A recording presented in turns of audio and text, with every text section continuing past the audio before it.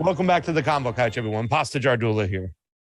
And I'm Fiorella. And Oz with his overalls and his gray hair today is on those ones and twos. Fam, how you doing over there? Fam, I'm okay. I'm just so irritated. What happened to my background? Sorry. All right. Huh? I'm sorry. Were you I'm good. I'm good. I'm good. I was just moving because I was out of frame. So So am give me I. one. I got to move to the right spot. Okay, so give me a second, Pasta, because I'm still trying to share stuff. Um, let's see here. Give This us a is this second. the.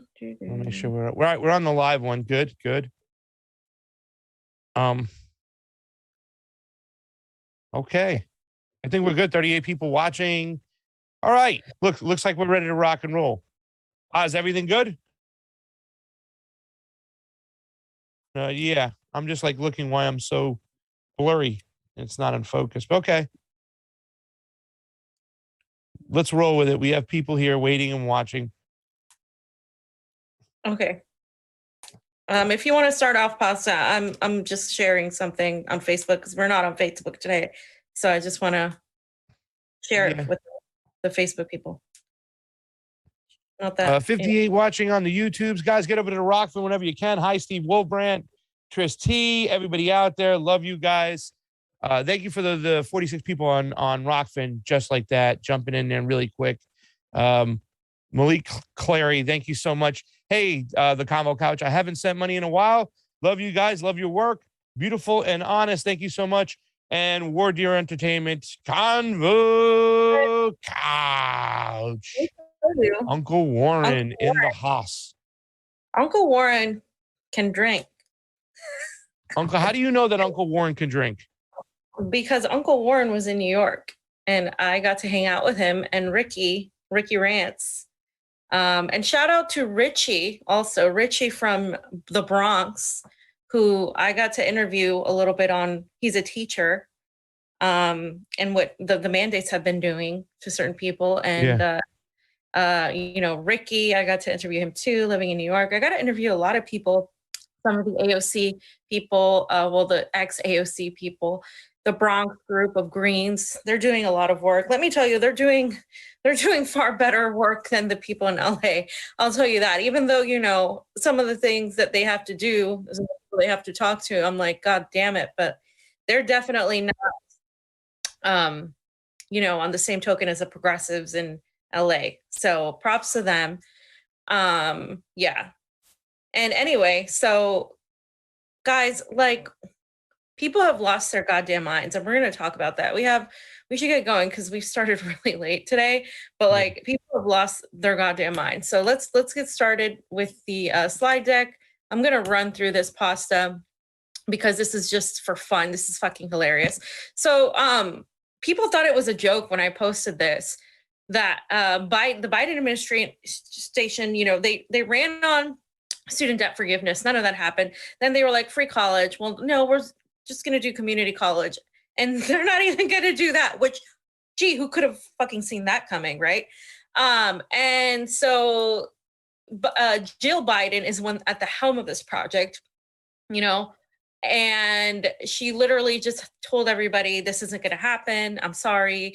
So there's no community college, but the Biden administration is really focused on giving people crack pipes and other necessary things for, their drug addiction, which we're going to talk about because it's more specific than that, but it's just funny because the Independent wrote that the GOP was outraged with the $30 million that Biden plans to fund crack pipe distribution in an effort to reduce drug harm. And so they basically, the conservatives are freaking out. They're like, just saying this is so dumb. U.S. Senator Marsha Black of Tennessee wrote to the Department of Health and Human Services saying she was concerned about this grant. And this is from the Substance Abuse and Mental Health Services Administration, SAMHSA, and it's going to subsidize drug paraphernalia. So this controversy is, of course, a proposal under the Harm Reduction Grant Program, which is part of the Biden administration's effort to lessen the impact of drug addiction on marginalized communities. So he wants to bring equity to, racial equity by doing this, which is already a problem in of itself, because what are you saying by doing that? And it's supposed to fund facilities offering safe syringe exchanges, opioid reversal drugs, fentanyl test kits, and other methods meant to stem the United States striking drug overdose crisis, which has killed more than 100,000 Americans between 2020 and April 2021. This is a pandemic that most people aren't paying attention to, and Pasta and Shonda talk about all the time. And the HHS said that people saying that they're buying crack pipes is disinformation, misinformation.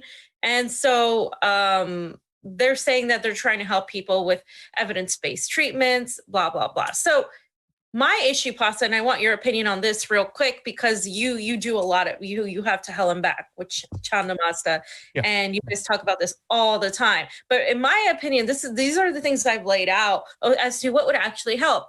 And some of the things are releasing all prisoners for low-level drug offenses and commuting is what I should say, commuting sentences, and ending the drug to prison pipeline. Obviously, that whole situation where we have people jailed for marijuana or petty drugs, that needs to end immediately. Stopping the drug cartel, that is the DEA. That is a whole part of it. The CIA is literally the one that started the conditions for drugs. Exactly. Particularly cocaine.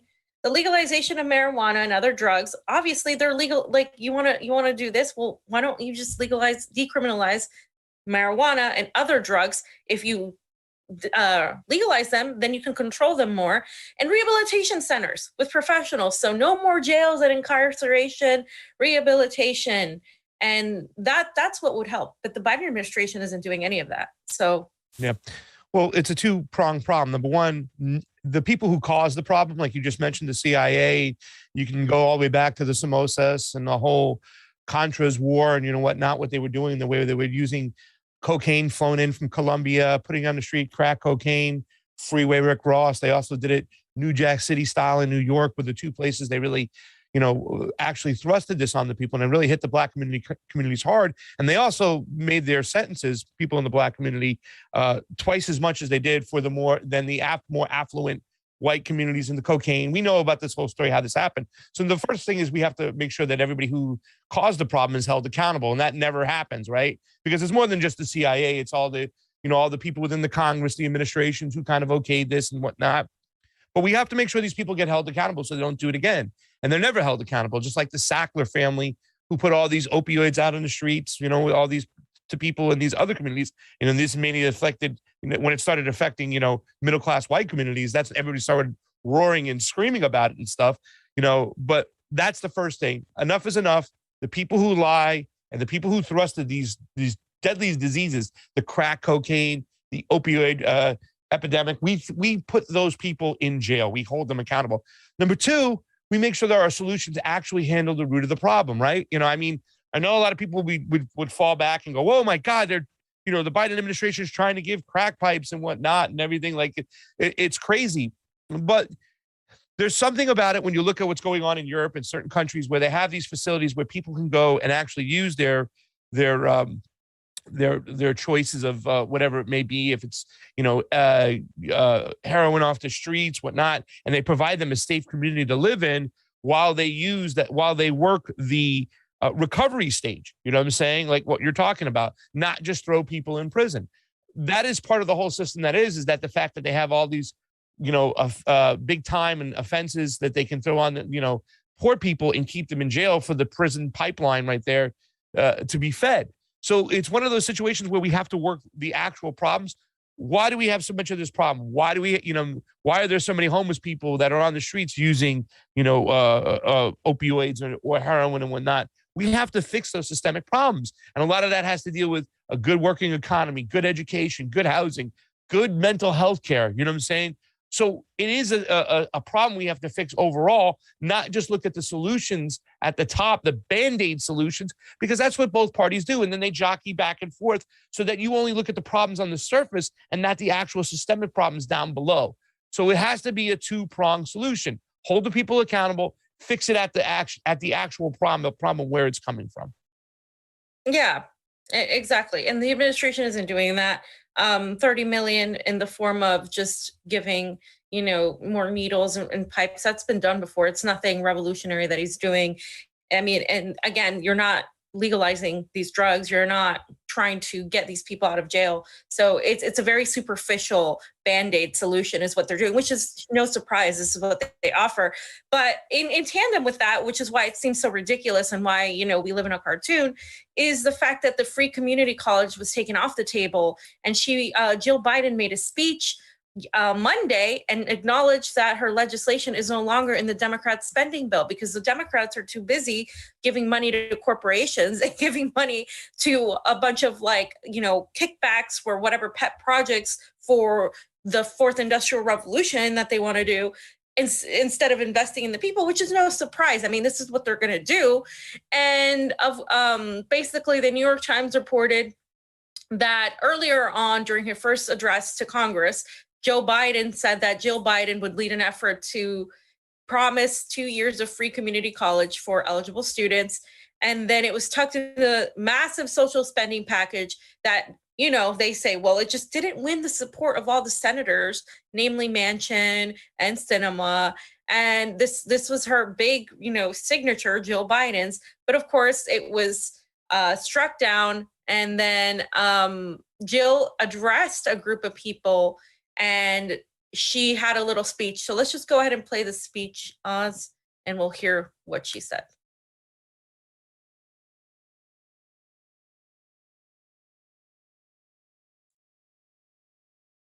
One year ago, I told this group that Joe, my husband Joe, was going to fight for community colleges. And since then, we've made some incredible progress. The American Rescue Plan put billions into community colleges so that they could support their students. Thank you. Through financial aid, child care support, and other wraparound services. But Joe has also had to make compromises. Congress hasn't passed the Build Back Better legislation yet. And free community college is no longer part of that package. Like you, I was disappointed because, like you, these aren't just bills or budgets to me, to you, right? We know what they mean for real people, for our students. Okay, so Why are they gotta be so full of shit all the time, fam? It's just so, I mean, I don't mean to interrupt you, but I just want to say one thing and I'll let you get going over there. With a swoop of his pen, he can sign and forgive student debt with a swoop of his pen. And then we should enter into the debate of what that would do to help some people and how it would be awesome and why I think it's deserving of the American students who have these bills nowadays. They don't have, our grandparents and our parents didn't have to deal with the crazy student debt that these kids have to deal with today, that you have to deal with, that I had a little bit of it because I have some college. I don't have a lot, but I mean, it's just ridiculous. And I understand the conservative part. Well, we can't just forgive this. Why don't we forgive that for workers over here and stuff? We should have those debates. But what I think it would be able to, what it would do is just enormous and lift the burden off a lot of our children today and the people and the kids of the future who are going to be running this country. I don't mean to say kids, young adults, I should say, but they're not even doing that. And the fact is that Joe Biden is just going to give you lip service and bullshit. And now his wife's going to give you lip service and bullshit. I mean, they have the power to do it. They're not doing it. Yeah, I mean, I don't understand. This is why I get mad. These progressives like, oh my God, I can't believe this is happening. Of course this is going to happen. This was always going to happen. This is what happens when you live in an oligarchy, when people are representatives and puppets and they don't really have any power. I mean, you're right. Legislatively or executively, Joe Biden could actually grant a lot of these things, but Joe Biden isn't really in charge here, is he? And that's what people need to begin understanding, that Joe Biden could do this, but he can't because the people who actually are in charge will not allow this to happen because they need people to be dependent on this government, and they need people to be dependent on the system that's run via these corporations. Now, they'll dangle a carrot for you every once in a while, maybe give you a few crumbs, but they're never going to actually do anything to actually help you out without getting something in return. They talk about Build Back Better as if it's anything good. We've talked ad nauseum about how it's not, but they, the whole, we don't have money for this is such bullshit. I mean, we just dished out billions of dollars to Israel. So this is just, you guys know this.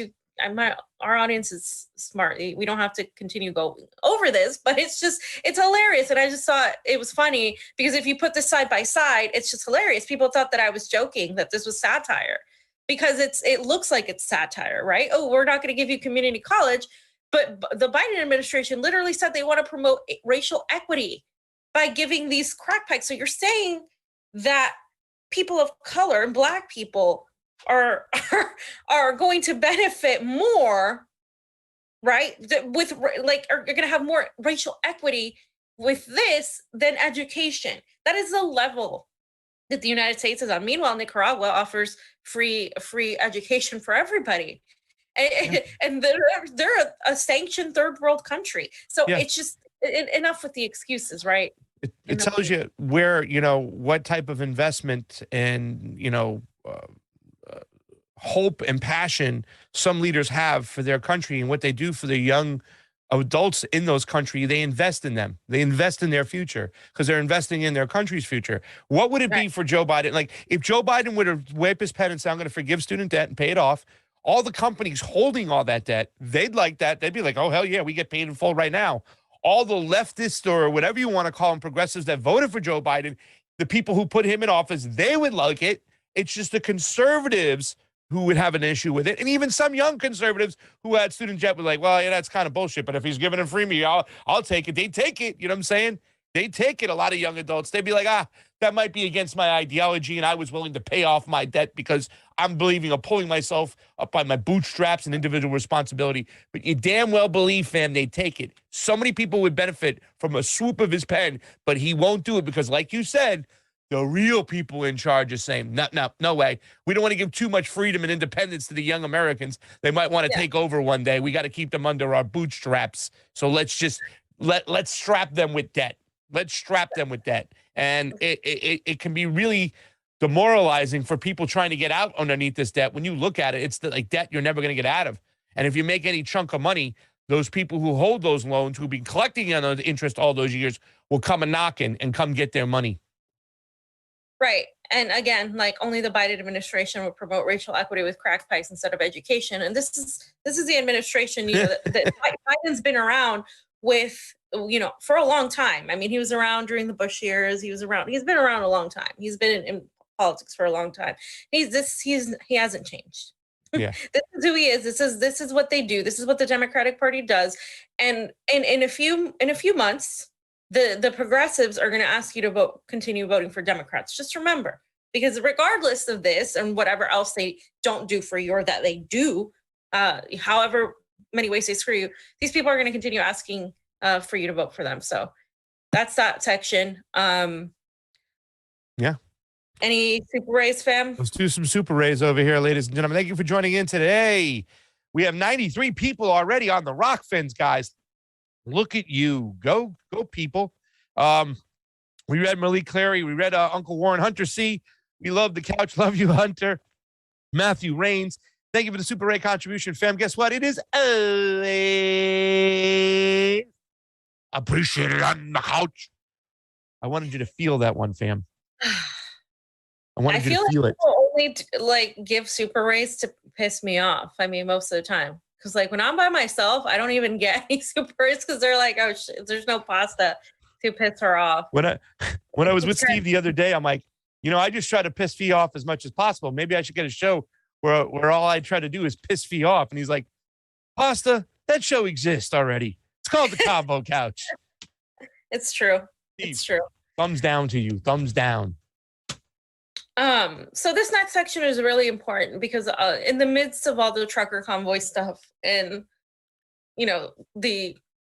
the ridiculousness of the community college stuff and all the other crap that's been going on with the pandemic, quote unquote pandemic, the United States, of course, jumped in, right, and quietly just pushed out this new terror threat that issues that those opposing the current narrative, I mean, they don't say that, but they say this misinformation are terror threats. So now, again, we saw this with the January 6th, right? When they equated the white nationalist or the Trump supporter, whatever you want to call them, with terrorists. And we knew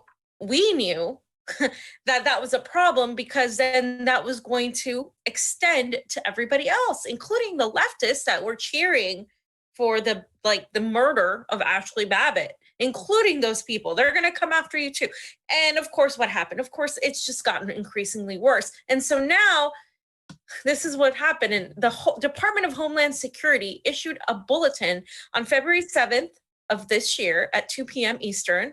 And it's a PDF, and you guys can actually go look at the PDF.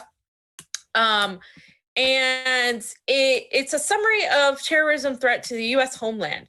The United States remains in a heightened threat environment fueled by several factors, including an online environment filled with false or misleading narratives and conspiracy theories and other forms of dis, and malinformation, MDM, introduced and or amplified by foreign and domestic threat actors. These threat actors seek to exacerbate societal friction, to sow discord, and undermine public trust in government institutions, to encourage unrest, which could potentially inspire acts of violence, mass casualty attacks, and other acts of targeted violence conducted by lone offenders and small groups acting in furtherance of ideological beliefs and or personal grievances, pose an ongoing threat to the nation. While the conditions underlying the heightened threat landscape have not significantly changed over the last year, the convergence of volatility, unpredictability, and complexity of the threat environment. One, the proliferation of false or misleading narratives would sow discord or undermine public trust in U.S. government institutions. Two, continued calls for violence directed at the U.S. critical infrastructure, soft targets, and mass gatherings, faith-based institutions such as churches, synagogues, and mosques, institutions of higher education, racial and religious minorities, government facilities and personnel, including law enforcement and the military, the media, and perceived ideological opponents. And three, calls by foreign terrorist organizations for the attacks on the United States based on recent events. Gee, I wonder who they could possibly be talking about, fam. Who could they possibly be talking about in that? Belarus. So obviously they're talking about people opposing the COVID narrative. This is interesting. This is coming out as the trucker convoy situation has amplified and received so much support from the United States, and they're going to do a march in probably late March. Now it's not going to be early March. It's going to be fam, but it's a bunch of right wingers and white nationalists, and you know what I'm saying? It has nothing to do with working class, the people who truck our food all around. I know a dude who is in, come on, the global South talking about what's going on in Canada, and I'm going to trust him. We'll get to that. I know. But and it's funny though, in this document, they're trying to make it illegal to ever push back against the government's, narrative. It's fucking scary. But obviously in the second part of it, fam, they're making sure they use all these things to bring the emotions into people. Look who they're going after, minorities, you know what I'm saying? And all that. So it's really a fucking mental, psychological op right now. They're playing and pitting people against each other. And unfortunately, I think it's working. Oh, it is working for a sector of the liberal and the left. What calls itself, what is the left of the United States, right? That's what it is. The American left? Yeah. Right. But it's not working. And I think it's backfiring with a lot of people, because this is why they're doing this, because they are seeing this uptick, this uprise of people fighting back against these narratives, and the counter narratives that independent media is pushing, and that a lot of us who are vocally opposed to what's happening have been pushing, is obviously reaching some sort of point, because they wouldn't be doing this if it wasn't. And also, by the way, and we're going to talk about this in a minute, but if the truckers and all these people are such right-wing white nationalists and Nazis, all of them, right? White supremacists, as Pat the Burner said. If that's what they are, why is the State Department, the surveillance state, including the agencies, the Joe Biden administration, Trudeau's neoliberal administration, black-facing neoliberal administration of Trudeau, and all of these entities, mainstream media, corporations, why are they also agreeing with these so-called communists and anarchists and radicals? Like, have you come up to question, why does your logic fall on the side of those in power? Just think for a minute there, geniuses. So additional details, they're saying the primary terrorism related threat to the United States continues to stem from lone offenders. So this is where they're like, oh, it's, the Trump supporter and the Nazi, because they see how well that works. Or small cells of individuals who are motivated by a range of foreign and domestic grievances, often cultivated through the consumption of certain online content. So they're directly coming at us, like, without naming us in particular. They're talking about independent media that is moving this pushing back on this narrative, like the Joe Rogans, like the Jimmy Dores, like us, like all of us on Rokfin, all of our fans have been talking about the Great Reset and Julian Assange, all of these people, right? Like, certain online content. They're also talking about right-wing online content, which is what they're going to use to get the progressives to be like, yeah, that's misinformation. The convergence of violent extremist ideologies, false or misleading narratives, and conspiracy theories have and will continue to contribute to a heightened threat of violence in the United States. Conspiracy theories. Opposing the narrative and exposing the holds in what's been happening is now a threat of violence. This is, if people like, why is nobody freaked out about this, right? And so I'm just going to go over some of this. I'm not going to read the whole thing, but some of the things they talk about is the proliferation of false or misleading narratives, which sow discord or undermine public trust in U.S. government institutions, right? The misleading narratives, election fraud. This is an important one to read. Regarding unsubstantiated widespread election fraud and COVID-19 grievances associated with these themes inspired violent extremist attacks during 2021. There we go. So now that they have, January 6th, 2021 now, and then they did the whole domestic violent extremists, now they're going to say, well, now that inspired people to push back and have these new attacks that undermine public trust in the government. You know what undermines public trust in the government? The fact that the government has failed the American people and continues to fail the American people every fucking day. That's what undermines public trust. The fact that the CDC and all these institutions of power literally could not get it right. And I'm not going to say too much because we're still on YouTube, but they didn't get it right. Okay. And that's the reality. And of course, they have to push their fucking imperialism here with malign foreign powers have and continue to amplify these false misleading narratives to damage the United States. Who are they talking about? They're talking about Russia. They're talking about RT. They're talking about Press TV and the people they promote, which is like us, because the fucking CNN doesn't talk to us. And so, Pasta, I don't know. They've been wrong on every single level, right?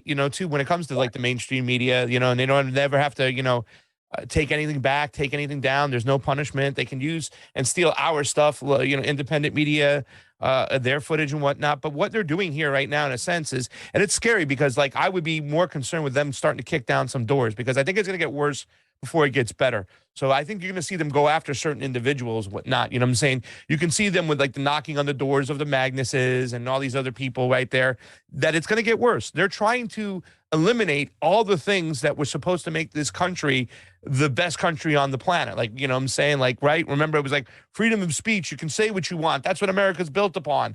Well, now they're saying any, dissenting narrative, they're going to take you down. And now they're giving you a pipeline right now to even arrest you and just eliminate you. And they're going to try to do that. I mean, what they've done is criminal. The way they've demonetized, not just us, but a lot of other people like us. They've kneecapped them and said, okay, we're going to make it almost impossible for you to do what you want to do. And that's just truth telling and telling different sides of the story, things that push back against, the prevailing narratives, especially the ones that are out there. And then it's, they also label it the violent extremists. Like you said, they're using the day, January 6th, as an excuse. And I talked to some people the other day and they're like, oh, so you don't think it was an insurrection? I'm like, I know it wasn't an insurrection. I was there, sir. Yeah. Really? Oh, I think I saw you with a Trump shirt on the other day. I'm like, no, you never saw me. Once again, they got digressed back into the fucking team sports. Yeah, at my mom's place. Once again, as we're talking, and we were talking about the elections, and I was explaining to them all the elections, and I said, well, listen, traditionally, you know, I set off something with like mail-in ballots are traditionally used by more conservative people, older people, right? And he's like, traditionally, it changed. It changed because who told you, right? You know what I'm saying? Like, who told you it changed? So, I mean, everything that's listed here, that, you know, this is very, very, very scary.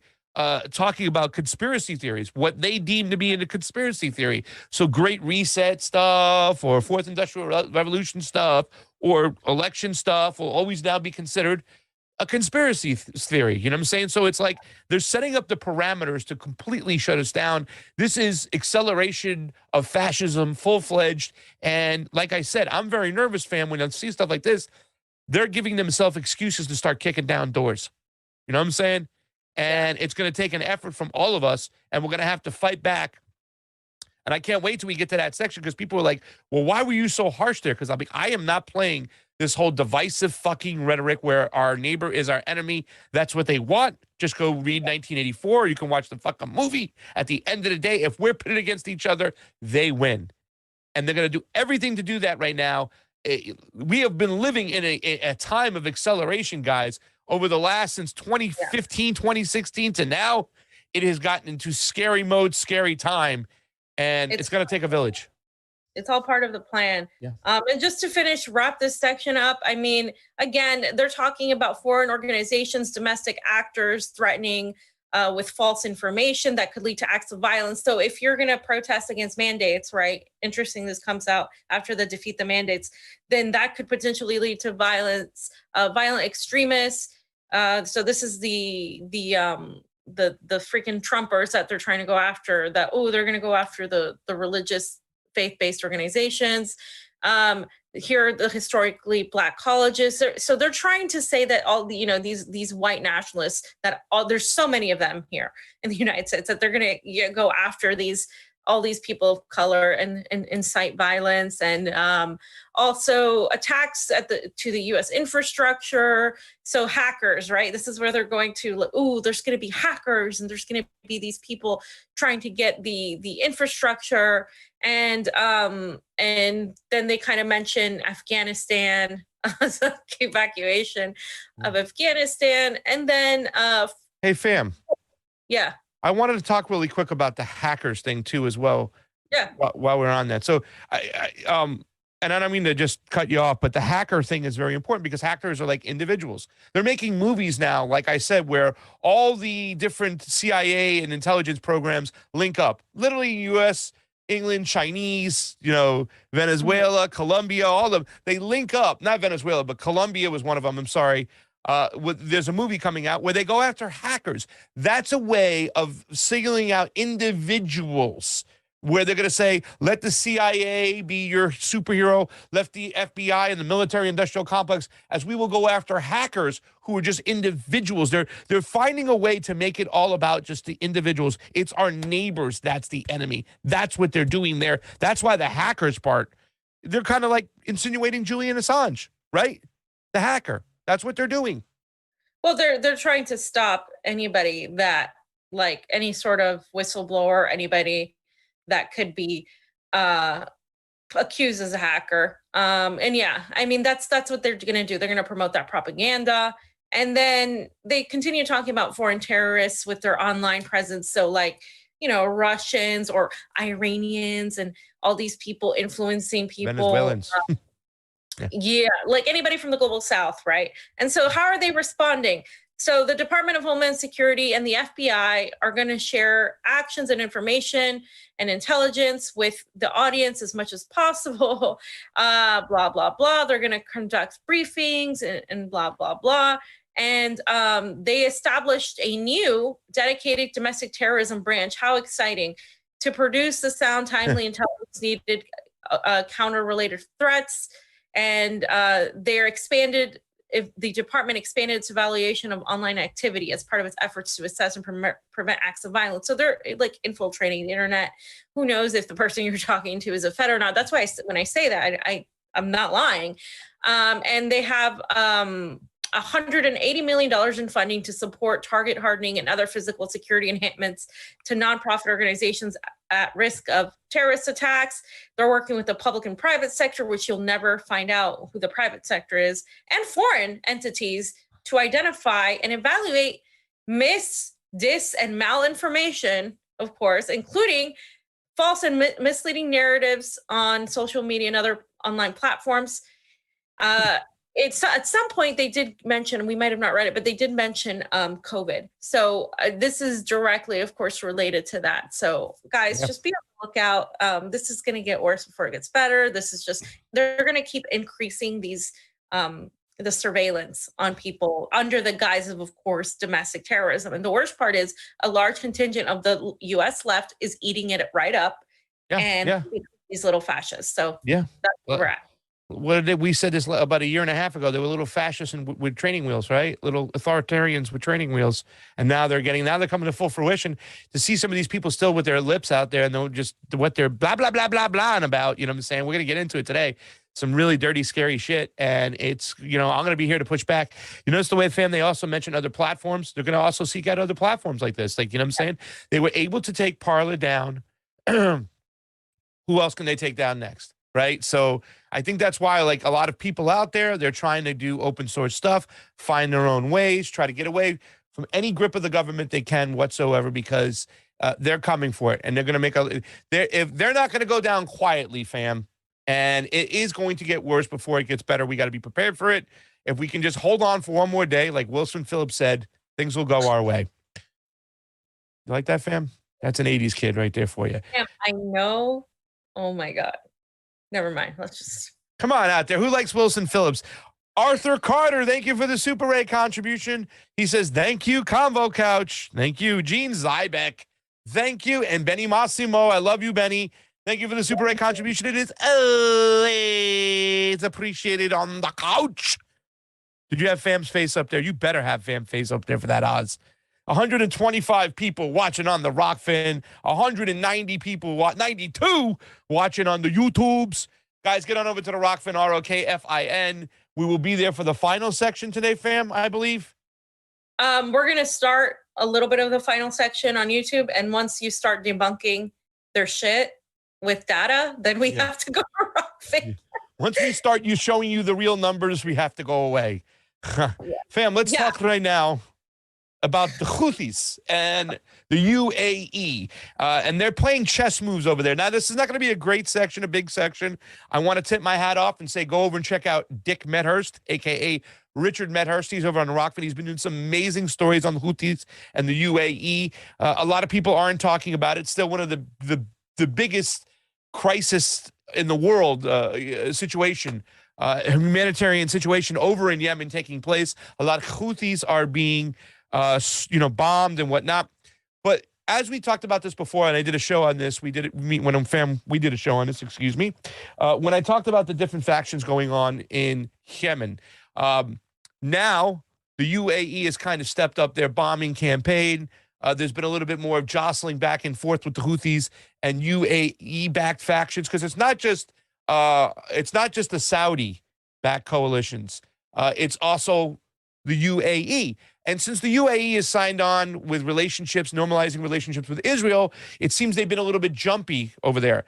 We've explained that when it comes to Yemen, the Houthis control Sana'a, which is the capital, but there's other ports and other areas that are now being controlled by UAE factions, which really help and control a lot of shipping lanes. Socotra, the country which is located south of Yemen, before it goes into the straits and up to the oceans where Israel is there as well. There's shipping lanes there. The island of Parin, another base being built there. So it seems like there's other factions going on behind the scenes where they really want to control these strategical points and whatnot. So what's going on is that now tensions have been heating up between the Houthis and the UAE. But the Houthis, and there's an old saying, like, it's kind of like Fight Club. You don't mess with Yemen. There's a lot of factions in Yemen, especially the Houthis, that will not back down. They will not stop. And you can see this is from the Tehran Times. It says fighting subsidies in Yemen as UAE-backed forces retreat. So now you'll hear a lot of stuff going on like, okay, the United States is funding Saudi Arabian-backed coalitions and they're bombing like crazy. Now the United States started selling drones to the UAE once they normalized factions with Israel, and their bombing has stepped up. But the Houthis now that they see the UAE getting more involved, writing off, actually the UAE wrote off, visas for Israelis to go to Socotra when it was controlled supposedly by Yemen. They were like, wait a second, what's going on? So now the Houthis have been kind of like, it's been at a little bit of a stalemate since 2018. Now it's picked up again with the bombings. And as you know, the Houthis have hit parts of the UAE, oil refineries, whatnot. And it's kind of made UAE realize that they're part of the game now because there's a lot of tourism going on. Abu Dhabi, there's fights that go on there. I think it's all expats, almost like 80% of the country. So this says fighting subsidies in Yemen back off. And it says the fighting in Yemen seems to be heading towards a de-escalation after a month of heavy fighting that rattled the entire region. The UAE-backed giant brigades, once again, there's different factions that the UAE back over there, which have been leading the fighting against the Sana'a-based governments, which are the Houthis forces in Shabwa, Governorate, and Marib, announced Friday that they had begun withdrawing from a key area of the conflict and repositioning their fighters and equipment after achieving their goals. After great success achieved by the Southern Giant Brigades in the Operation Southern Storm, it began transferring its brigades to main headquarters, the brigade said in a statement. The brigades repositioned its forces in Shabwa Governorate after liberating the districts of Bahan and Harib and securing them completely from the Houthi militias. The surprise announcement came after a backdrop of heightened tensions in the wake of a missile drone attacks against Abu Dhabi. Vital oil installations and airports in Abu Dhabi came under attacks from Yemen for the UAE's involvement in providing military support to the brigades during their push to capture a number of strategic districts in Shabwa and Marib governorates. The drama began in the last months of last year when the brigades moved from their base and areas along Yemen's western coast to Shabwa. A mid-November statement by the Saudi-led coalition said the redeployment was intended to support Saudi-backed Yemen governments in the battle of all fronts. So, fam, what I'm trying to show you over here is that the Houthis hit the UAE because the UAE has now kind of upped up their support for all these factions in Yemen. It's now just not the Saudis. The UAE is heavily backing them with the help of Israel, with the help of the United States now. And so the Houthis have been striking deep into the UAE and putting them on notice. With that happening, the UAE has kind of drawn back some of their forces in certain areas. So it looks like it's one of those things where they're getting to be a kind of a stalemate. We don't know, but we got to see. But it is surprising. And a lot of people think the Houthis are just there getting bombed, but they're helpless. They've made some moves. They've made moves with drones. They've made moves with their missiles now, where they told the UAE, they showed last year, remember? They showed the Saudis, we'll strike you. We'll go right into your country. We'll hit these oil refineries. They were able to do that. Saudi-led government started blaming, of course, Iran. The Houthis said, no, we're independent. We're doing this on our own. The UAE stepped up their support with the support of Israel, taking up these like kind of locations which are very strategic. And the Houthis struck back and said, we'll hit you at home too as well. Let your people know we're putting you guys on blast. So it seems like the chess moves are going back and forth now, fam. I don't know what's to come of this. We have to pay attention, but there's more than two teams playing there. You know what I'm saying? There's like 4 or 5 different factions going on. Like I said, at the end of the day, this is all about securing certain shipping lanes. It seems like now the UAE still has the upper hand on that. The Houthis still control Sana'a, and they continue to move a little bit further down south, and now they've been pushing back some of the UAE led militias. So who knows what's going to happen? And it's kind of crazy, fam. I believe, and I'm going to read this here from the Gulf Times. The United Arab Emirates shot down a ballistic missile, and this is in the UAE, fired by the Yemen Houthi rebels during a visit by Israel's president yesterday. The latest attack to rattle the Middle East financial hub. So what happened was, fam, is that one of the Israeli representatives went over there, and the Houthis fired a missile, and the UAE had to fire it down while he was there. You know what I'm saying?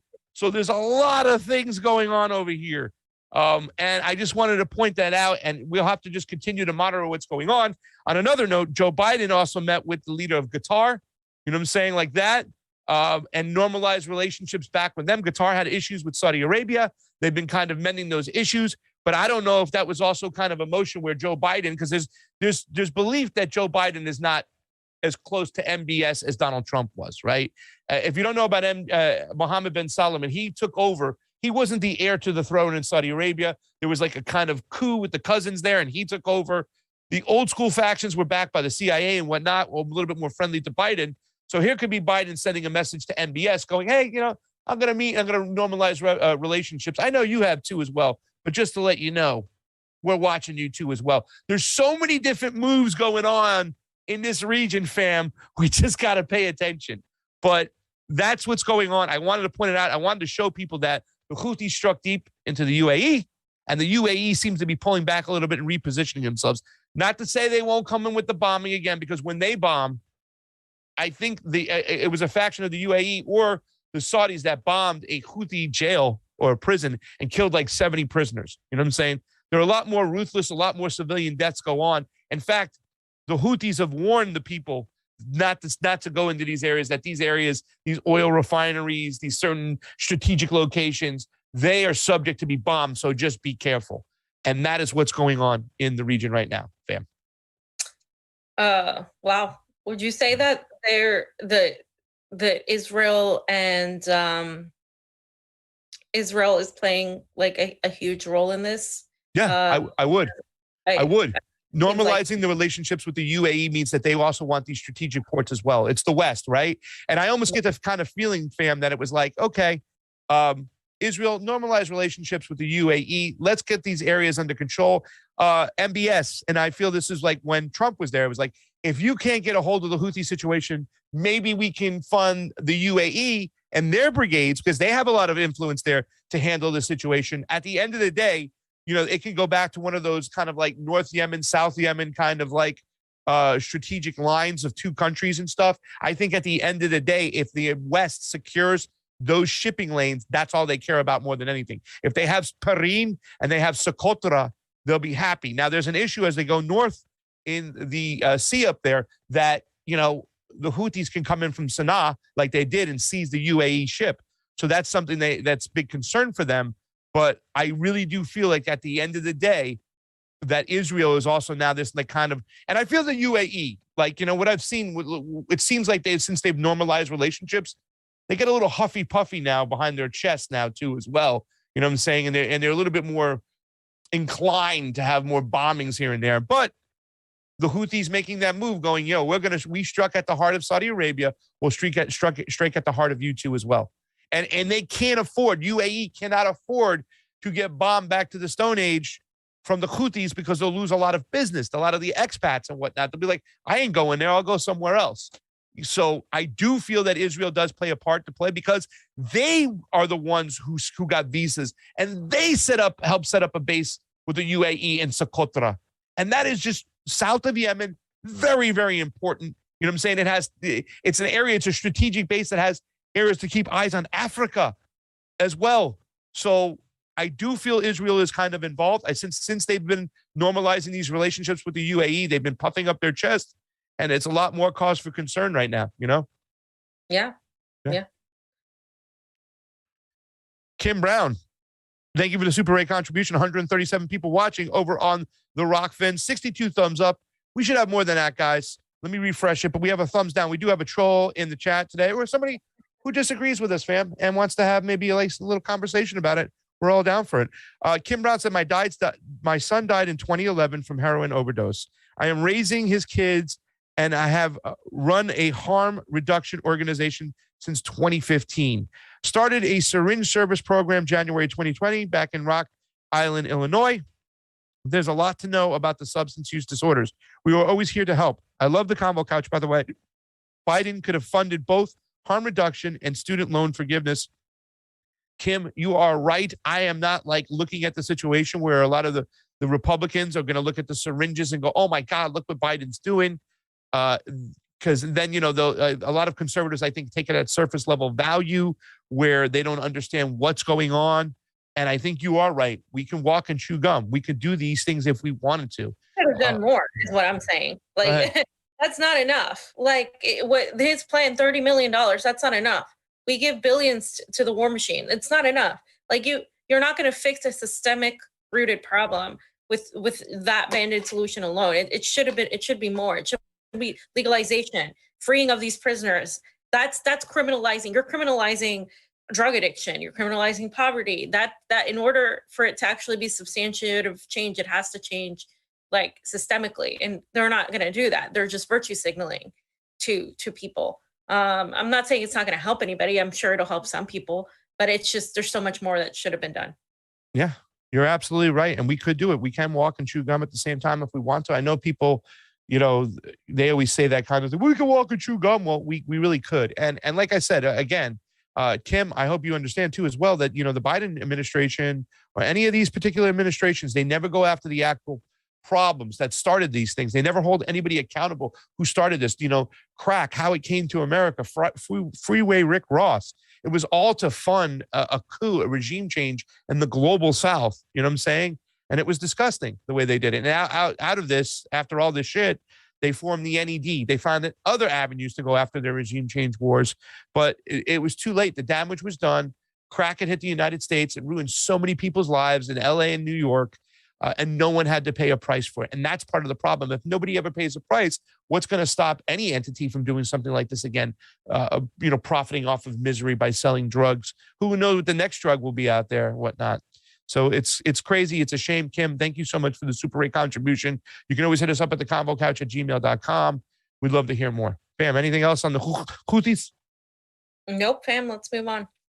All right, let's talk about this one, fam. We didn't get to do this one. I want to make sure we talk about this one. Shaq Diesel stands up for the workers, fam.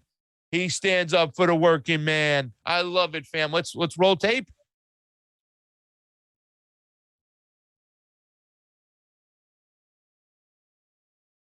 Oz, let's roll it. This is it. Look, I encourage everybody to be safe and take care of your family. I do. But there's still some people that don't want to take it, and you shouldn't have to be forced to take something that you don't want. So I don't think people are being forced to take. Well, there are some. There are. I mean, listen, we have a mandate at CBS. That's force. We have a mandate at CBS. But my point. That's force. But where I wholeheartedly. That's force. No, it's not force. It is force, because if the man don't take it, the man will get fired. Can we play it one more time? Can we, fam? I want to hear it one more time. I listened to it 10 times. I want to hear it again because I love when he kept saying, it's forced. It's forced. One more time, Oz, please. Oh Okay. Fine. I encourage everybody to be safe and take care of your family. I do. But there's still some people that don't want to take it, and you shouldn't have to be forced to take something that you don't want. So I don't think people are being forced to take. Well, there are some. There are. I mean, listen, we have a mandate at CBS. That's force. We have a mandate at CBS. But my point. That's force. But where I wholeheartedly. That's force. No, it's not force. It is force, because if the man don't take it, the man will get fired. Fam, why do they keep having this attitude? And this is something that Vosh did to Frank. It's like, well, you have a choice. No, you don't. That's not a choice. If the other choice is I lose my job, I lose my house, I can't put food on, I lose my family. Like, what are you serious here? Like, that's a choice. Why are they using this tactic? Or get stabbed to death. You have a choice. Yeah. I mean, come on. You say that again. I was talking over you. So you can choose to get shot by a bullet or stabbed to death, but it's still a choice. It's a choice, fam. To cooperate or not cooperate with the mandate, but you're forcing them, you're coercing them into making this choice, like of life or of, like, you know, their job and everything, and if they're a parent, if they're, or whatever they are, if they have dependents, of putting those people at risk to not take this, and then to take it and potentially something happens. I don't know, whatever it is, whatever the case may be, whatever, like, you know, like whatever issues they have as to why they're not going to take it, they're forcing the government and these private companies are forcing people to choose something that is almost an impossible choice for some people. And it's coercive. It's ridiculous. And it is forced, 100% forced. He's 100% right. Yeah, yeah, and that's I don't know why they continue to use this tactic. Like the announcer, I don't want to say the reporter, whatever she is, she almost used the same argument that Voss used. You have a choice. I don't understand how they can sit there and think that this is acceptable when it's really not. They're just forcing people to do it. And I love the fact that Shaq pointed out that this is about the man's going to lose his job. That's not a choice. And he's putting it out there. And also, how much bigger have, if my spare time, if I have to take my head away from, politics, social issues, whatever we're doing right here, I'm going to put it into sports. I'm not going to put it into movies and entertainment because the entertainment industry has been so awful. So few people have stepped up. In basketball, we've had Kyrie, we've had Shaq, we've had people stand behind them. We've had Djokovic, we've had all those NFL players, Aaron Rodgers, Cole Beasley. There's been a lot more people sticking up their chest and saying no in sports than there have been in Hollywood. And I want to point that out. And I've been praising Shaq and Charles for what they say from time to time. When Charles Barkley said in the Final Four, which one of the most watched sporting events of the year, fam, and he says, all these people, the Republican are good people, Democrats are good people, but our leaders have us pitted against each other because we're fighting so they can have control. When they say stuff like that, it really takes form. There's a lot of people listening out there, and there are a lot of people saying, you see what Charles said last night, and you have people driving to work now on the next day talking about that, maybe disagreeing, but they're promoting discourse, and that's what we need. And I can't thank Shaq enough for standing up and speaking out, because what he said, it's necessary. Shaq has a big following, and it seems like it just should be common sense. That's force. That's force, fam. Yeah. Yeah, no, I mean, I still think a lot of the sports athletes fall right in line because they're celebrities too. But I mean, but some of them, and some of them speak out, yeah. Some of them, I mean, Shaq, that's big. That's big. Thank you, Shaq. At the very least, you have people talking with their morning Joe on the way to work, and I think that's great. Anything else, fam? We'll get to the next one. No, let's just hop on into the next one. The section everybody's been waiting for. Let me read this one super, Ray, though, because it's just about the Houthis. It says, no more donations. Great breakdown on the Houthis, Saudi, Yemen, UAE, etc. I would also mention the interest of Iran as a major player in the region as well. They do aid the Houthis in many ways. And in my opinion, even though I oppose war, just as we're always told, Israel has a right to defend itself. So does Iran or any other southern nation. Israeli and Saudi want to contain Iran with the help of Big Daddy US. Yes, that is true as well. There's always debates, I think, on, as soon as a lot of Western media, as soon as the Houthis hit some place, are like, Iran back militias, Iran this, Iran that, and they manufacture consent with every bomb the Houthis strike back with. The West manufactures consent to go and eventually bomb Iran or push back against Iran. They are a major player in there. But, once again, a lot of times, when the Houthis have struck, they've said, we've done this on our own. This is our independence. But yes, and I think a lot of people always align them because the majority of Houthis are Shia and Iran are Shia. So therefore, it's very easy for the West to manipulate people and tie it in together. But there are actually Sunni tribes fighting with the Houthis in Yemen too as well. So I think it's more of a nationalistic kind of issue than it is religion and what type of Sunni Shia. But that's what the West does. It's able to dissect things. No more donations. I think that was a great, Super Ray. And you're right. They are trying to pull Iran in more. Iran has backed the Houthis. So we have to continue to monitor the situation as we go along. But you're right. I should have included Iran's role as well. Yeah, well, the whole Israel has the right to defend itself is bullshit because Israel, I thought that's what he said, right? That Israel has the right. Yeah, I disagree with that because Israel doesn't ever defend itself. They're always the offender. They've been killing Palestinians in an open air prison for fucking decades. And they never receive any sort of pushback from the US government. They just receive more money. And anytime the Palestinians or anybody that is under the Syrians try to defend themselves, they're like, well, Israel has a right to defend itself. And they bomb the shit out of all these countries with the money that they're getting from the military industrial complex of the United States. So no, I don't believe Israel has the right to defend itself when they're the ones being the offenders. You can't compare the weapons from the Palestinians to the gigantic rockets and missiles that Israel puts on these people. So what are you talking about, fam? Like, don't It's a defend fair fight. Rocks defend- versus rifles. Anyway, so You don't think it's a fair fight, fam? Rocks versus rifles?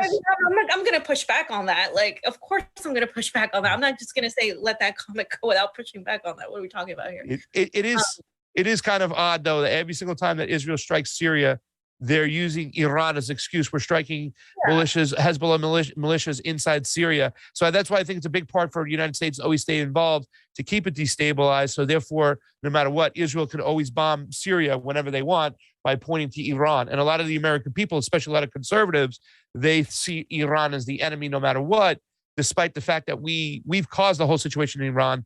They would have never had the Ayatollah had we not removed Mossadegh back in the 50s. So, I mean, it's like, once again, the party of individual responsibility doesn't want to take responsibility for our foreign policy and make decisions based the way things, are today, not what led us to this situation. And that's how our foreign policy always is. And people look at it surface level, fam. They're like, oh, what's going on? They'll get behind, they'll manufacture consent based upon the eyes and the ideas of what's happening today and how we handle it, rather than look at the history and how we got there. And if you don't know how we got there, you don't know how we can move forward. Right. Then you don't really know the whole situation. So then exactly. Don't opine. Okay. So this is the part that I wanted to get into, really. Like, this is the whole point. Like, I'm like really fired up to do this because I'm fucking sick and tired of these people. Like, I've had it up to here with these people. I have no more patience to bend over backwards. And it's not like I ever did, but a lot of people bend over backwards to please them. Oh, did I say something? Maybe I shouldn't have said that.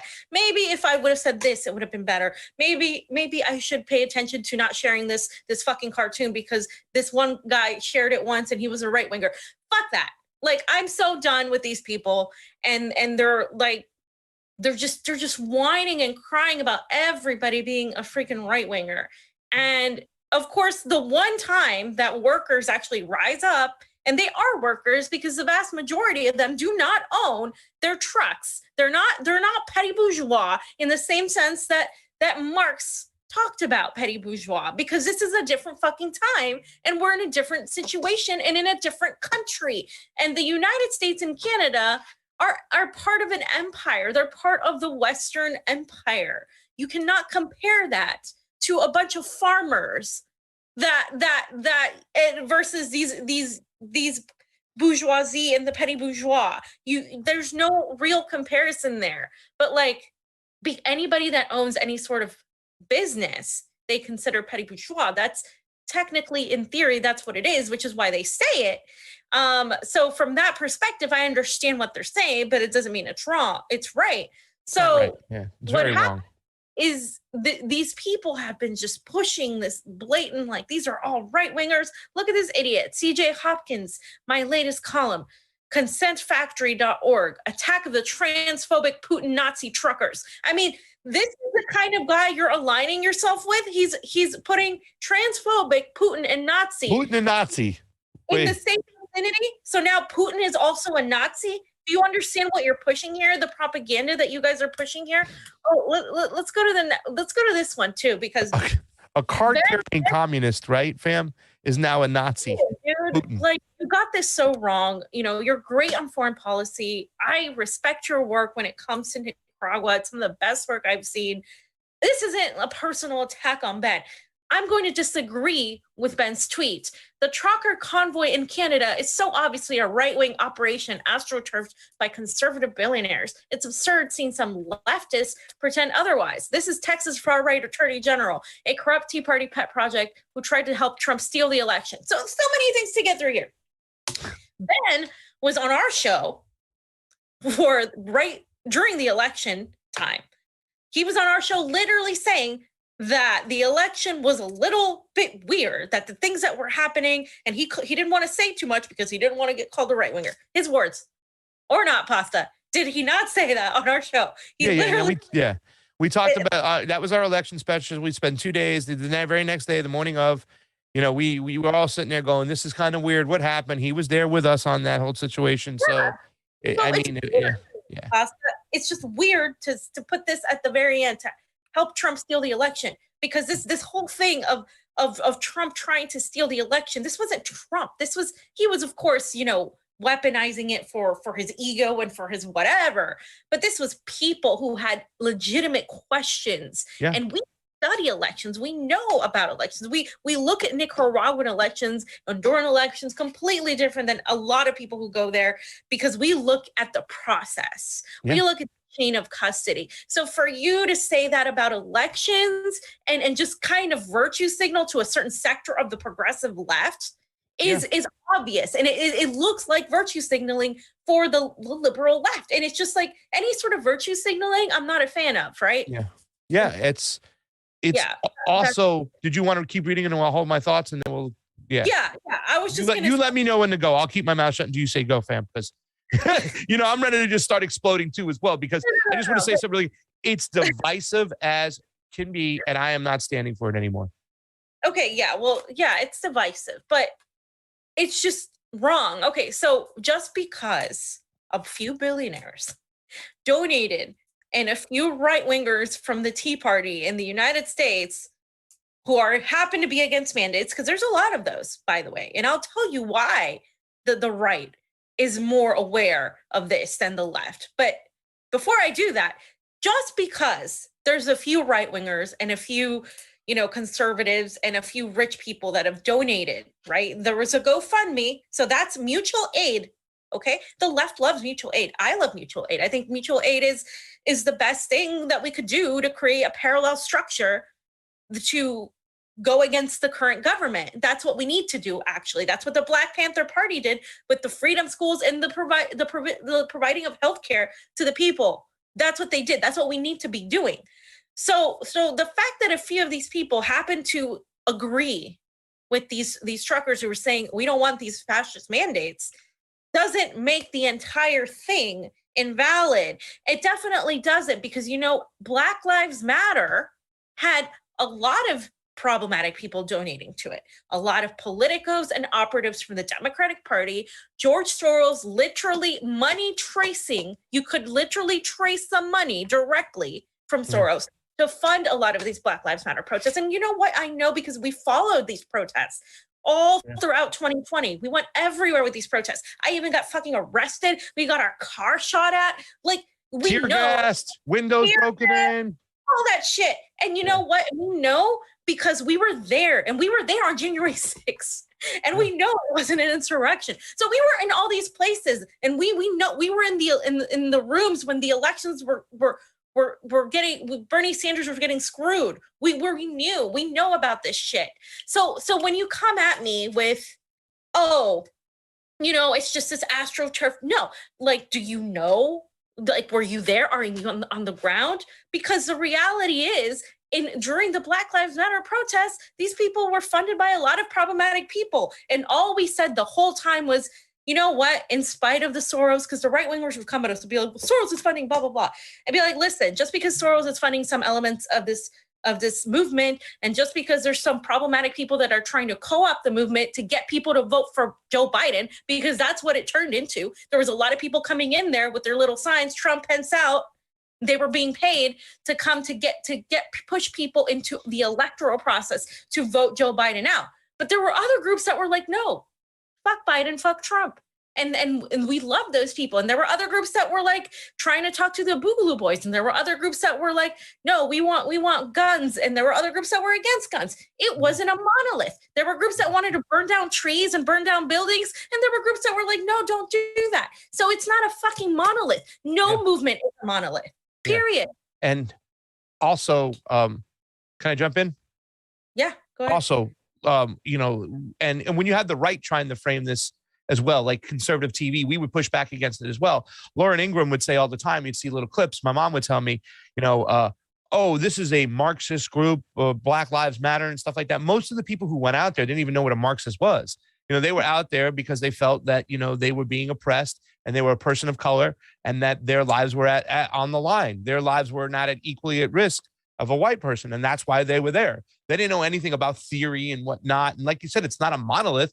So even though Soros funded a lot of it, and there are reasons why, like over 12 or 13, I don't even know what it is right now, I haven't even checked, all these individual Black Lives Matter groups broke off because they didn't agree with the main Black Lives Matter group, the national group was doing. And people like Patrisse Cullors and stuff taking all that money and doing things with it and stuff. And she was just there to kind of like put fuel on the fire of the divisiveness where a lot of people out there were just trying to get their message across. You know what I'm saying? And that's the way you have to look at these things. You know, and the same person who made that tweet over there too as well is like, oh, I've seen a lot of right-wing movements in Cuba and Belarus and over here and whatnot. Well, it's not America. A right-winger in the global South is different than a right-winger in America. I'm sorry. And you can't look at them at the same way. I'm not saying every single one, but you know, you're talking about death squads, right? Down in versus like some guy who's wearing a Make America Make America Great Again hat, drinking a Meisterbrow on his porch with no power, and it's just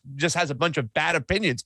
How many times have we got into these groups, fam, and we do what's right? Well, we think differently than you. Let's have an interview. Let's talk about it. That's what you got to do. We need a workers' revolution where people across the board of all different parties and ideology work together. And the majority of these people in Canada, if you watch Viva Fry's video, they're there. We saw a Palestinian trucker going, dude, I'm here. This is not a racist thing. This is because we believe we want to stop the mandates. That's why we're here. That's the main goal. Shouldn't we be talking about that?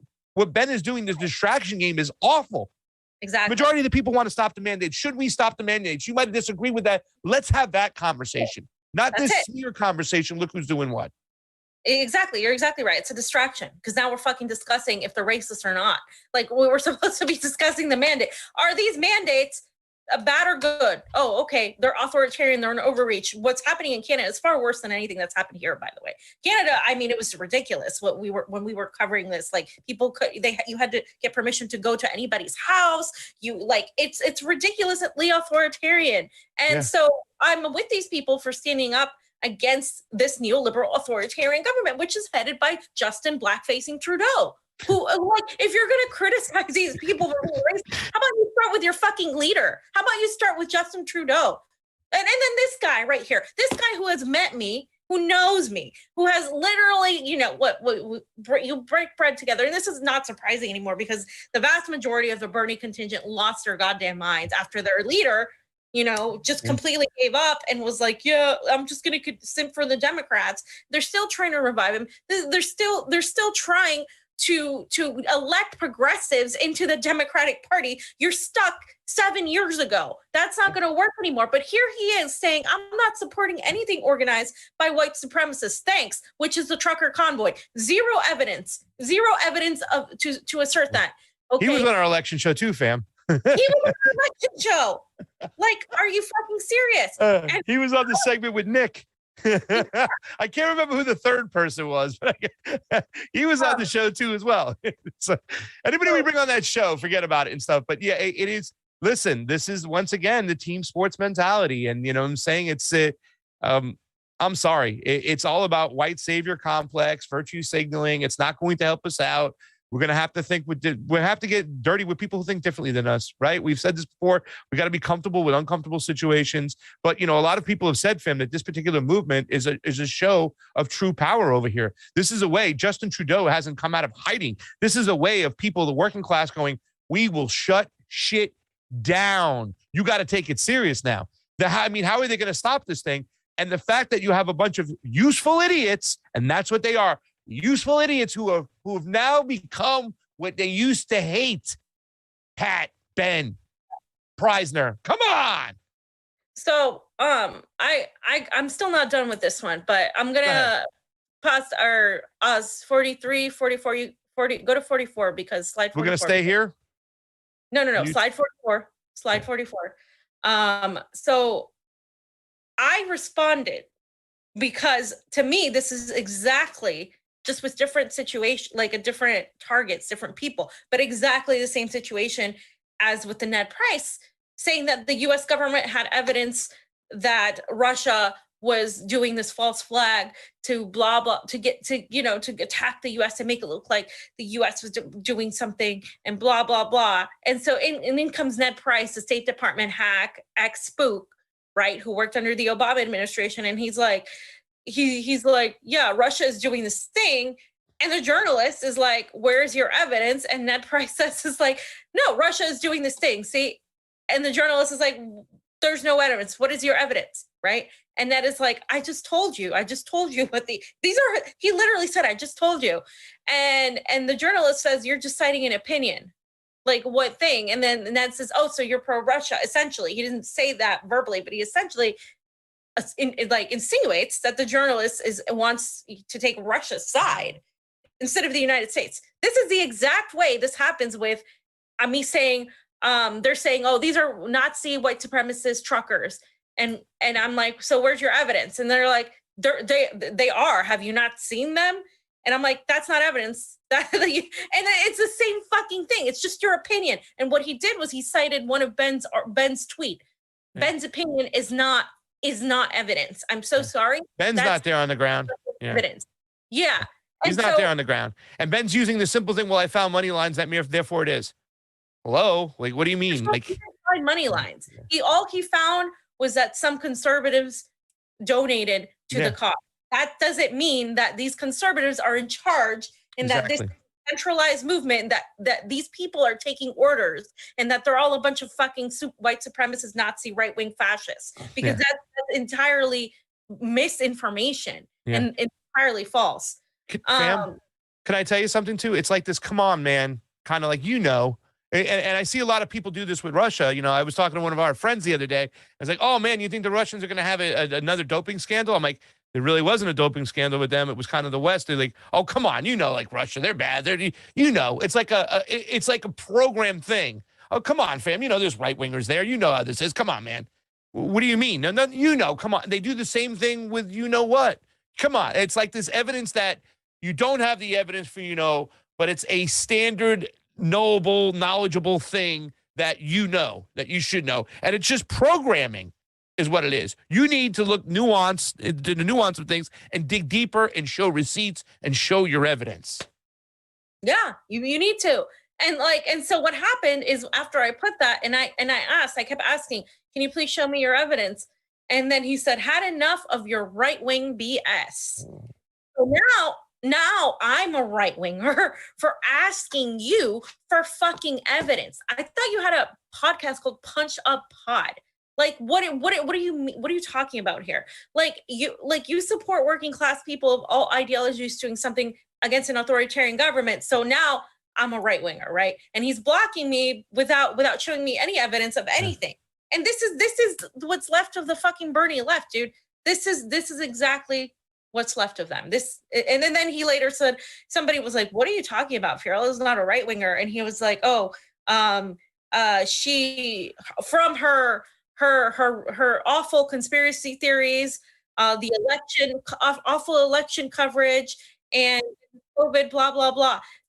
So he's repeating the same attacks that a lot of the people he was supposedly against, right? A lot of the G5 and all those morons, he's becoming them. And it's so crazy. These people, they're becoming the liberals and they don't even fucking realize it because their eyes are so far up the surveillance state's ass that they can't even see right because they have all this shit stuck in their lenses right now. And they need to clear it because they can't see where they're going. They can't see anything. Yeah. No, I mean, I'm just waiting for the next thing you read too as well. And it's kind of funny. Like, we've talked about this before, I said this on a thread. And like, let's see, the military industrial complex, right? Blackstone, right? BlackRock. Wait, they own Boeing, they own Raytheon, they also own Pfizer, Moderna. Hello, these are the same fucking people. And these are the people they're standing behind. And for when, with Pat just doing this, hey man, Azalu, good luck, buddy. But, there's going to be a day when it comes where people are going to remember, like, we're not going to remember you because you played team sports. They're going to remember the independent thinkers, the people who had the ability to say, I don't necessarily agree with this right-wing ideology because I consider myself a leftist. But in this particular situation, I agree with you. That's okay. In this other situation, I agree with you. That's okay. Whereas if these people who play complete team sports is like, oh, no, you can never agree with a right-winger no matter what. No matter if he's right or wrong, it's team sports. You have to disagree. And Pat has put himself now in that arena. So good luck. Because when the smoke clears, you're going to be having to deal with just left-wingers and left establishment media, you and your business partner. And I don't think they're going to take too kindly of you because they never prop up anybody from the grassroots. So I don't know what you're going to do in the future right now because, and I said this about Ben, you'll never recover from this. You'll never recover from this statement here. You guys have put yourself in a position where you're playing team sports, and people will remember that. They want people who are going to be loyal to the truth, or at least their truth, not Team Blue, not Team Red. That's who you're supporting now. You made your bed, guys. Now sleep in it. And this is the other part, fam. This is the other part, the Twitter commies and the Twitter anarchists, because they're neither. They're neither communists or anarchists. So these anarchists think, these people that call themselves anarchists on Twitter, they're preaching for more control by the state, more mandates, more restrictions, and they equate being an anarchist to being Antifa and going after right-wingers. And then the communists are like, yeah, well, you know, it's communism to give everybody vaccines. It's like, yeah, but you know who's giving them, right? This isn't a fucking, like, we're not a socialist country. We're not Cuba. We're definitely not China. We're definitely not Venezuela. And we're definitely not Nicaragua. So stop comparing yourself to these countries that we're not, and pretending that we have a benevolent or government, because we don't. We have people that the government that has profited off the sick forever. A government that has been found to have killed and poisoned people every year. There's something. And and you have these companies have qualified immunity. So you're going to have people, especially people of color, Native American people, and Black people who have a distrust in government, and you have an individualist country, which it doesn't mean that everybody's a bunch of selfish. It just means like the whole everybody respect the values culturally. The individuality, it's not a collectivist culture like China. And so these people want to impose this ideology where it just doesn't exist. And then anybody who disagrees with them is a right-winger. And then they say, well, you just need to read more theory. So our friend, Alex Rubinstein, really, I'm laughing. Really well. He said, unless you read theory, you have no ability to understand what's happening. The determining factor of class is the relationship to the means of production. Office workers are workers. The undocumented lady who cleans my $1,300 Bushwick flat is petty bourgeois. She owns her own mop. I mean, literally, this is what these people are saying. And I said something about the Uber drivers, because so Uber drivers are petty bourgeois because they may have paid off their car. So that means that an Uber driver that is being exploited by a fucking app, a corporation that's an app, okay, is petty bourgeois. Are you fucking kidding me? How stupid do you sound? You're not living in reality. Theorizing is fun until you actually have to apply it in the real world. They're not applying it. Well, it's a different time, right? Like all the theory that was written, it was written before the technocratic age, excuse me. The way people are programmed, people are just different species nowadays. It's just different things. Like I said, a person could exist without running into anybody for months. Like they can have food delivered to their door, all their services paid. They don't have to have any contact, any connection to community when a lot of this theory was written. And here, I want to tip my hat off because I'm like saying, Alex, did you write this for Ben? Your brother, Ben Rubenstein. And Ben and I have disagreed on certain things, but the way he's always handled it, he even said, you're one of the most common sense libertarians I've ever met. I'm like, well, I'm not a libertarian. I'm a leftist libertarian, which I'm not part of the party or any party. My ideology's there. And there's a way for him to kind of talk about theory. And I like the way he does that too, as well, because that's, the way you can talk to people about your theory is very important. If you have a belief in communist theory or socialist theory or Marxist-Leninist theory and stuff like that, if you present it in a proper way and it's not team sports mentality and cancel culture, then I'm all for it and I'm talking about it. But I don't think it's about any particular type of theory. And I think sometimes theory gets in the way of people's thinking, like Ben Norton, not Ben Rubenstein. And that can really be a problem because that allows you just then, you're so beholden to the theory. You know what I'm saying? That you're not willing to talk and say, how do we make it better? The Caleb Malpins need to be, lifted up. I mean, he's in a room. Let's talk about this. Let's talk about theory. Let's talk about how let's show the beautiness of certain Marxism. And let's also talk about the issues of Marxism. Remember, he's having a thing. He lets us come in there and talk about the importance of beating back censorship. You know what I'm saying? I mean, there are certain ways to go about this. And I think when people get married to theory, they automatically get lost because they're not really adapted to actual way humans are today. You have to pick the best parts and you have to leave the bad parts behind. And that's what we need to do. That's why I always talk about a mixed economy, fam, because you have to take the good of the good and the bad, you have to leave it behind. Well, fam, we'll leave that argument for another day because I disagree with you there. And I don't even think you're a libertarian or a leftist libertarian, to be honest. I don't think you are, but whatever. We're the labels. You want to argue with me about what I am, fam? Yeah, fam. I don't think you're a libertarian. Libertarians want Vosh to be their speaker. No, they do not. Do not see their fucking post. They don't like Vosh at all. Vosh is just Vosh. As a speaker in Texas, that's enough for me. Anyway, there's no such thing as a free market, okay, libertarians? Anyway. So, I just hate civil liberties are important. Civil liberties are important. You don't have to be a libertarian to think that. Okay, so. I know, but they elevate it, fam. Yeah, well, that's where the fucking left has failed. Okay. So Misty said, and I had to put this up because I thought this is really just exemplifies everything that these people are getting wrong.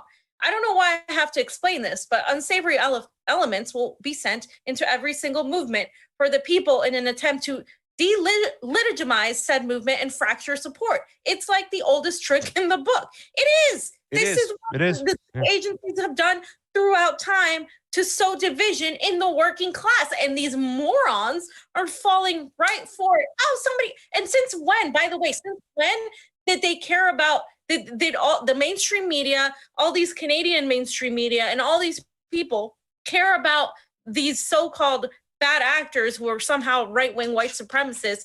Like, so that started coming up only when a lot of working people rose up and opposed the government. Suddenly, now they're racist. Just the same thing with Joe Rogan. Those videos were up forever, and nobody gave a damn about those videos. The moment he pushes back against the narrative, oh my gosh, now we have to discuss how much of a racist Joe Rogan is. Is he dumb for maybe using those words? Sure. Do we have to have like a weak discussion and like censor the hell out of him and then use that excuse to censor the hell out of everybody else, which is the bigger problem? Not Joe Rogan getting censored because he's a rich guy and he'll be fine, but everybody else? Yeah, no, that's not what these people don't get it. They just want a virtue signal about how much more morally superior they are than everybody else. And it's just dumb. The other day, Steve played a video and they went down to the beach and they asked a bunch of people and they asked a bunch of white people, like, what do you think about Joe Rogan? Oh, he's awful. Just take him off the air. I can't believe people are supporting him. He's awful. He's a racist. Get him out of there. You know, just white person after white person. Then they started asking people of color, are you mad at him? No, I don't care. No, I don't care. The white savior freaking complex in the mind of the Americans is just, it's the definition of American exceptionalism, because you can get to think that way. Like, you know what I'm saying? It's like, wow, that you have to be the savior for somebody else. Like, oh my God. And there's a lot of white guilt there, fam. But I mean, it's just like, I don't think nothing could be more racist if you think that you have the right to speak for somebody else. Yeah. And the fact that these Karens constantly call people like myself and Niko, like half Nazis or whatever. Like, hello. Like, how is that not like being looked down upon? Like, why is it always people of color who somehow don't follow your fucking narrative that they trash and pile on? You notice that? We're going to talk about the Mike Preisner thing, but Mike Preisner really came at me. Like, I've never seen him come that way at Max. I've never seen him come that way at pretty much came at me and Franco, all of us. Yeah.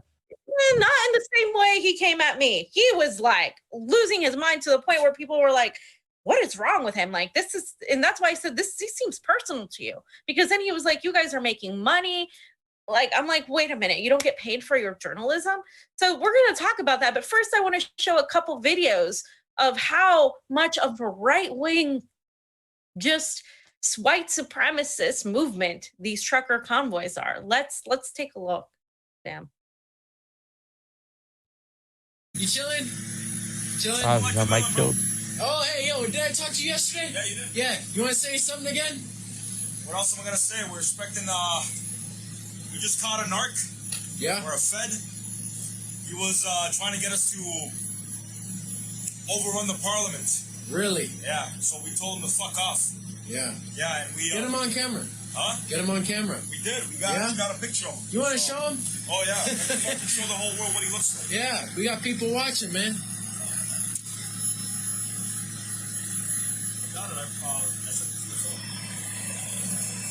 Take a look at these trucks, guys. Love it, man. Alrighty. Are some of them here in Ottawa? Yeah. Alright, boys, this is the guy that you guys have to watch out for. He's a fucking Fed. Hold on, let me get the zoom. There you go, guys. He'll try to get you guys to fucking overrun the government and shit, blah, blah. He'll try and say anything that he can. He has a fucking microphone in his scarf that I've seen. So watch yourself. So he's trying to entrap you. Exactly. He's working with them. We tried to report it to the cops, and the cops didn't even get our information, nothing. They said, okay, no problem. Let us get a picture, and that was it. So, careful there. Don't hurt him, but beware, guys. Beware. Listen. To all those guys who are thinking we should be doing something worse than just sitting around, let me explain something to you. The reason why we're taking shit slow, and the reason why we're doing everything in peace, is to show the whole world how corrupt this government really is. Yeah. They tried to fuck us with the news, didn't succeed. They tried to fuck us with the feds, it didn't succeed. The more and more time goes on, the more and more they're digging their own fucking ground, Yeah. So far, everybody saw that this place was peaceful. It's going to continue to be peaceful. Yeah. The reason why is because these guys are going to keep trying to do some dumb shit, and the whole world's going to see how fucking corrupt these guys really are. Yeah. So, Amen, man. That's what we're trying to stop. God bless. God bless. All right, hey, Main Street, Canada. Hey. Hey, fam. Hey.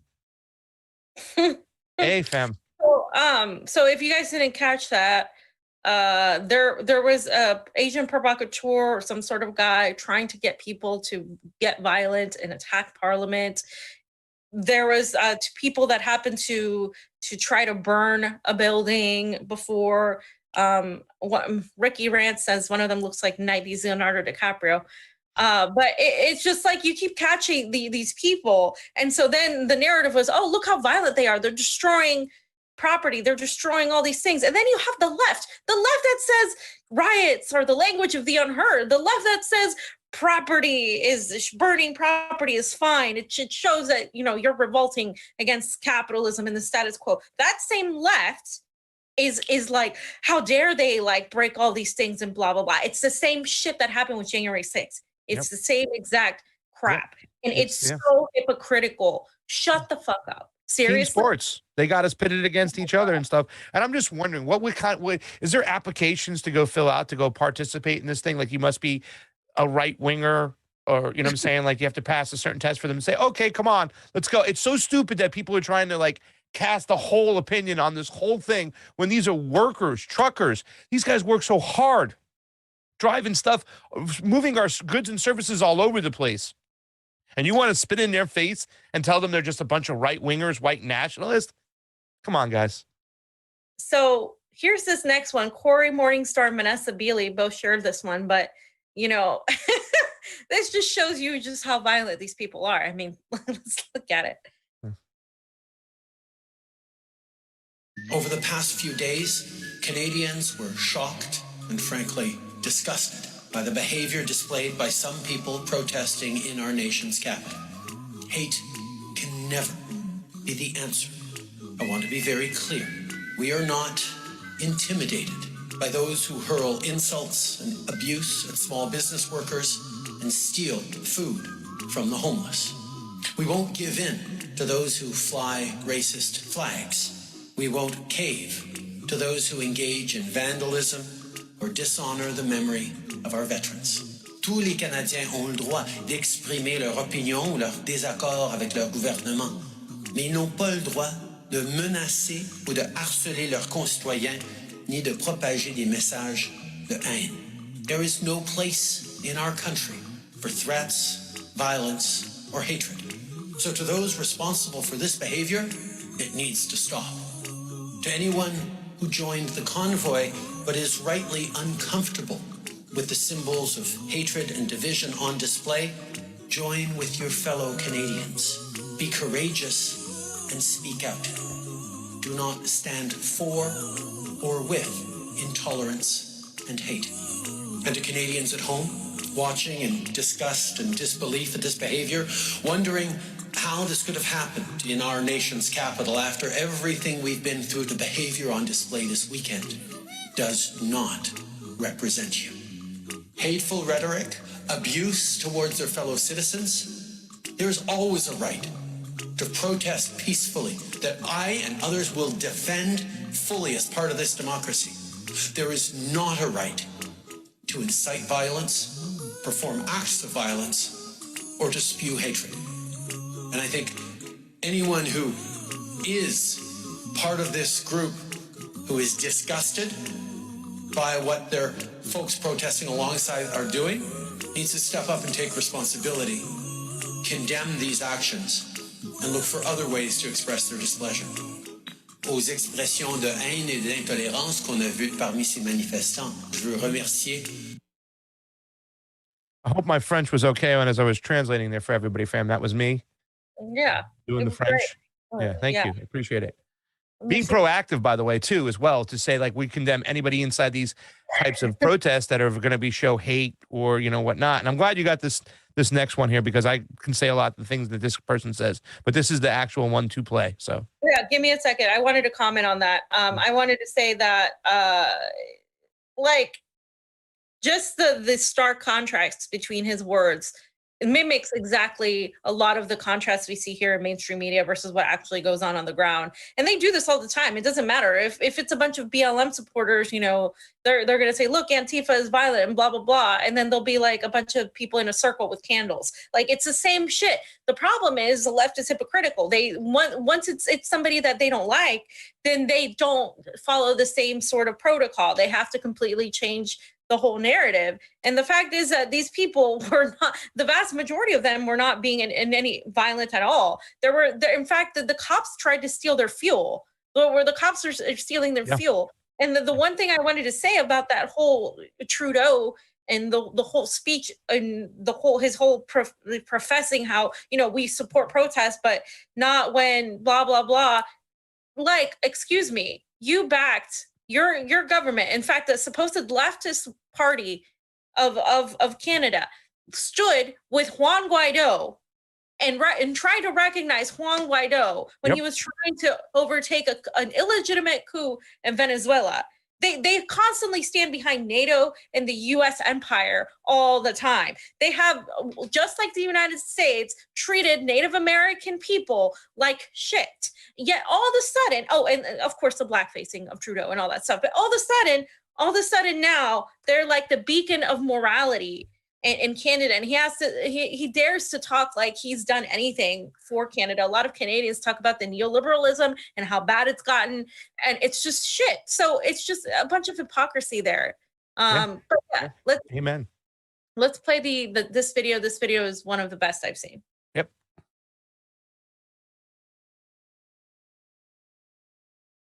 So one of the things I want to say is there's a lot of talk going on about how this is a white nationalist movement.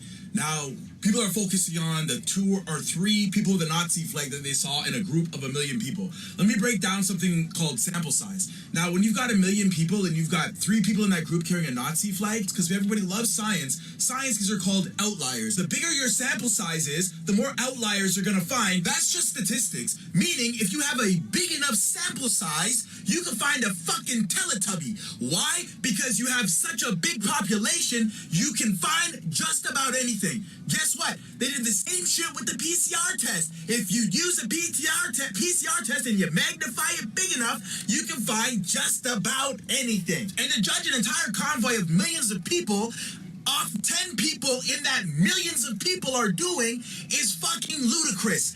Out of 100,000 Canadians, 104 of them are incarcerated. Should we judge all Canadians as criminals based on that logic because we're focusing on the 104 out of the 100,000 Canadians that are incarcerated? Or would you think it's fair that somebody judges you on the worst moments you've had in your life, or the most shameful moments you had in your life? If we magnified and just focus on that, would you think that was fair to you, the totality of your character and the totality of who you are and what you stand for? The most people affected by vaccination passports are minorities, meaning blacks, white, Asians, and Hispanics, and Native people. So that means if it was a white nationalist movement, why would a white nationalist movement stand up for something that would allow these minorities to get their jobs back? Because no longer would they be segregated. This is not about being anti-vax or vax. This is about freedom and having the choice and not being fired from your job and be able to break bread for the choices you make to not take a shot. Meaning, if this was a white nationalist movement,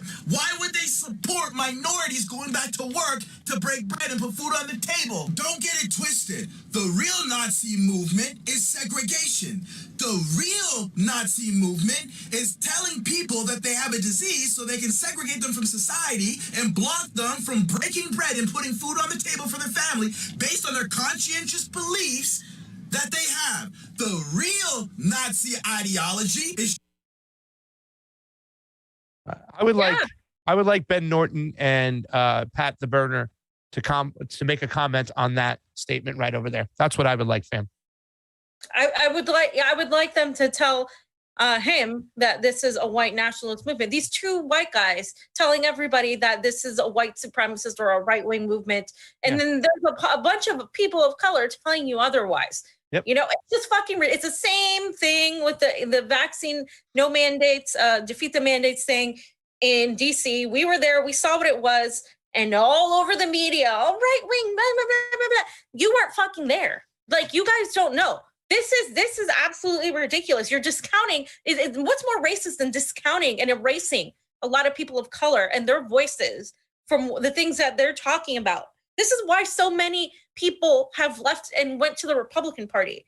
I mean, I think it's wrong for them to go to the Republican Party because the Republican Party isn't your friend either. But this is the kind of mentality that pushes people away. And he's absolutely right. You're not going to judge one entire movement over the behavior of a couple of people, or if somebody did one thing in the past, all of a sudden now everything you do is tarnished forever. And that's the mentality of the U.S. left here and the Canadian left. This is how they think. Oh, you're canceled if you do this. If you do that, we disagree with you. You're fucking canceled. And absolutely right again, when the vast majority of people, and I heard this straight from the mouth of Black people who came to the Defeat the Mandates March in D.C. and we're from New York, that this directly affects more people of color, these mandates and these restrictions, than it does anybody else. So why the hell would these white nationalists supposedly leading this movement exactly want to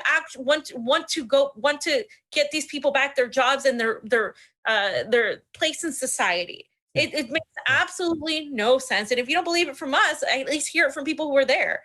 Like, well, that's the problem, fam. We didn't go there. The Convo Couch didn't go there and show what was really going on. There are people there, I guess, you know what I'm saying? But, I'd say let's start a GoFundMe, but they might jack that money now. So let's not do that. I don't want to use a GoFundMe ever again. It's like they might jack that now and stuff like that. But I'm going to cut up that piece and we're going to send that up and we're going to say, Ben Norton, please retort and make a comment on this. Pat the Burner, please go ahead. Tell a man of color what's what. But I think before we go on to the next slide, we should go to Rokfin only. Yeah. So, okay, so I'm going to start reading it as Oz sets it up. I'm going to start reading this because this is really an exchange. We're going to debunk this exchange because, by the way, the Empire Files account blocked me. No, did it really? Which is hilarious because, it's like, the Convo Couch doesn't block. I don't know. Do you want me to switch to Rokfin now? Just let me read this first part and then we're going to. Then we'll go over there. Right. Yeah. So guys, come on over to the Rokfin. We're not going to be there too much longer. No, we can't talk about this stuff on YouTube. So this was Mike. I'm pretty sure it was Mike because based on the way they were responding, right? They said U.S. deaths in the Civil War, 750,000 over 4 years. U.S. deaths from COVID, 893,000 in under 2 years. And this person says, care to add some context with relative population, or is this a fear porn kink? And then they said, you think pointing out 3,000 preventable deaths per day from a contagion other countries have successfully controlled is fear porn.